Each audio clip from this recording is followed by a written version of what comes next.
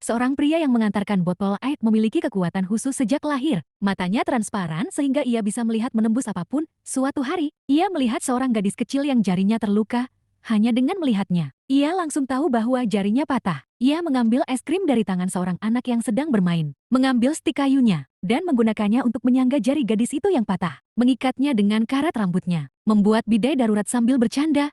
Ia bahkan meminta biaya medis $5. Namun ketika gadis itu melihat ayahnya datang, pria itu pergi. Sebelum pergi, ia menyuruhnya segera pergi ke rumah sakit. Di rumah sakit, ketika dokter memeriksa jari gadis itu, dokter terkejut. Ia berkata, itu adalah perawatan yang tepat, dan jika terlambat sedikit saja, jarinya akan sulit diselamatkan. Dokter menyuruh gadis itu melakukan CT scan. Saat itu, gadis tersebut mendengar suara yang dikenalnya. Ia berbalik dan melihat pria yang sama yang telah memperbaiki jarinya. Ayahnya mulai batuk hebat. Itu langsung sadar bahwa ayahnya sangat sakit dan menyarankan untuk segera diperiksa. Ayahnya pingsan. Gadis itu berteriak minta tolong. Tetapi hari itu, karena kecelakaan besar di Jalan Egg, rumah sakit penuh pasien, ia memanggil lagi. Namun tak ada yang memperhatikan. Ketika para dokter melihat hanya seorang gadis kecil, mereka tetap sibuk dengan pekerjaannya. Pria itu melihat semuanya. Seorang dokter perempuan datang memeriksa ayahnya. Tetapi ia juga tidak bisa memahami kondisinya. Ia menyuruh dokter lain membawa ayahnya untuk CT scan. Pria itu tidak tenang, sehingga ia mengikuti mereka. Begitu mereka sampai di lift, gadis itu terjatuh ke lantai.